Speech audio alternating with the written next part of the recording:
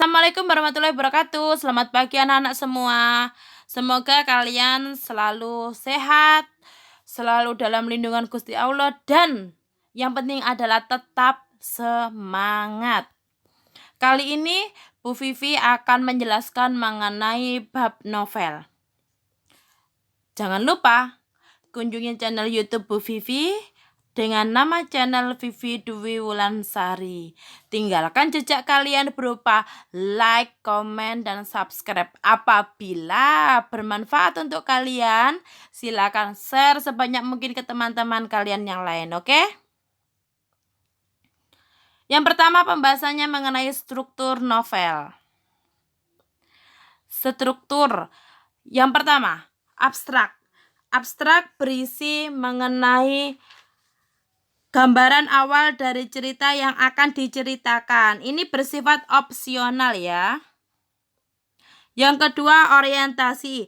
Berhubungan dengan waktu, suasana, tempat di dalam cerita novel tersebut. Maaf, kita pembahasannya mengenai novel ya, bukan cerita pendek. Komplikasi. Komplikasi merupakan urutan kejadian yang dihubungkan secara sebab dan akibat. Karakter dan watak tokoh biasanya terlihat pada struktur ini. Yang keempat, evaluasi. Evaluasi merupakan konflik yang terjadi dan menuju pada klimaks serta mulai mendapatkan penyelesaian dari konflik tersebut. Resolusi. Pengarah mengungkapkan solusi terhadap masalah yang dialami tokoh dalam cerpen. Koda, nilai atau pelajaran yang bisa didapat dari teks cerita novel oleh pembaca. Next, kita belajar mengenai unsur intrinsik. Pernah dengarkan semuanya? Yang pertama, tema. Tema merupakan gagasan pokok suatu cerita. Judul ini terdapat pada cover depannya. Kalau setiap bab ada judulnya, berarti itu judul subbab. Tokoh ini pemeran dalam novel. Kalau ada tokoh, berarti kita mengenal ada penokohan, yaitu watak tokoh. Yang pertama ada antagonis, ada protagonis. Ini lawan kata ya, antagonis, protagonis, ada tritagonis. Plot atau alur, ada alur maju, mundur, flashback. Flashback ini mengulang masa lalu ya, ada campuran. Campuran berarti dalam satu novel terdapat alurnya maju dan alurnya mundur. Latar atau setting, ada 3 latar waktu. Contoh, siang hari pada zaman dahulu kala, pada suatu hari. Tempat di sekolah, di gerbang. Suasana khawatir, sedih, senang. Amanat merupakan pesan moral yang disampaikan oleh penulis.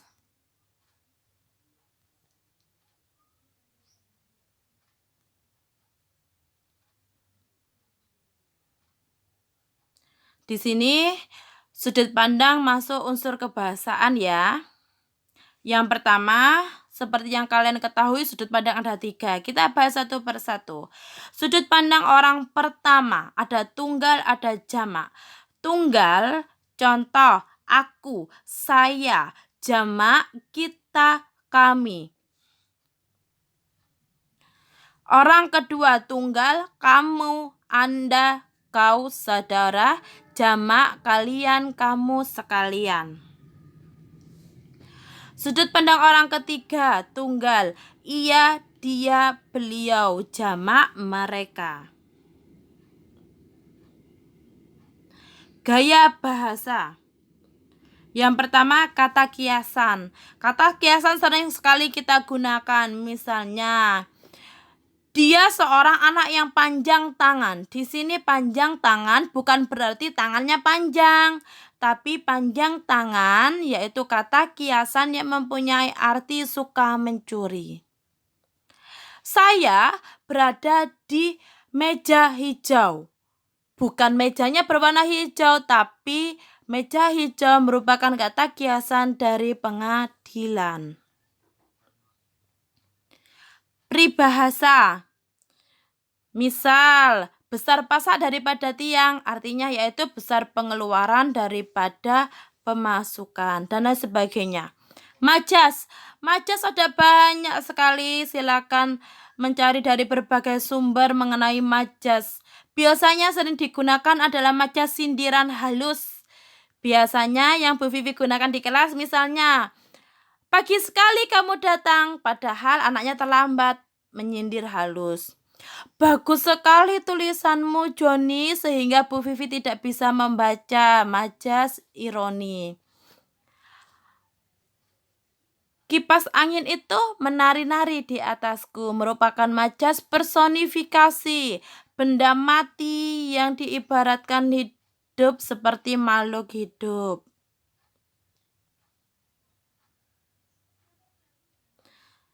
Setelah kita belajar unsur intrinsik, kali ini kita belajar mengenai unsur ekstrinsik.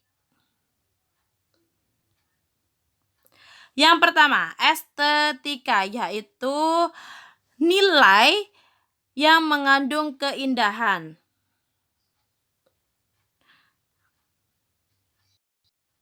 Yang selanjutnya yaitu budaya, berisi tentang kebudayaan, adat istiadat. Sosial, merupakan nilai berhubungan erat dengan masalah sosial dengan masyarakat. Etika ini berhubungan erat dengan moral, yaitu nilai yang berisi nasihat yang berhubungan dengan tadi saling berhubungan ya, etika, moral, budi pekerti, perilaku, dan norma-norma yang terdapat pada masyarakat. Edukasi merupakan nilai yang berhubungan dengan pendidikan, samaannya dengan edukatif itu sama. Ekonomi merupakan nilai yang berhubungan dengan keuangan. Religius berhubungan dengan keagamaan. Langkah-langkah menulis novel. Yang pertama, mengadakan observasi atau pengamatan. Jadi kita mengamati dulu lingkungan sekitar dan lain sebagainya. Menentukan tema menentukan gagasan pokok atau ide pokok, menentukan latarnya di mana, suasananya bagaimana, menciptakan tokoh, menciptakan konflik. Kalau menciptakan tokoh berarti kita harus menciptakan karakternya juga, yaitu sifatnya, yaitu wataknya. Menciptakan konflik atau permasalahan yang muncul, menentukan sudut pandang. Menentukan alurnya mau maju atau mau mundur atau flashback atau campuran bisa juga. Kemudian setelah semua tersusun, baru kita menulis novel. Nah, itu semua mengenai bab novel. Jadi kita sudah membahas struktur, kita sudah membahas unsur kebahasaan dalam novel, unsur kebahasaan yaitu sudut pandang dan gaya bahasa. Semua sudah terbahas tuntas dalam bab novel kali ini. Apabila bermanfaat untuk kalian, silakan share sebanyak mungkin ke teman-teman kalian yang lain supaya mengetahui dan paham mengenai bab novel pada kelas 3 ini. Sekian dari saya, tetap semangat. Wassalamualaikum warahmatullahi wabarakatuh. Terima kasih, sampai jumpa lagi.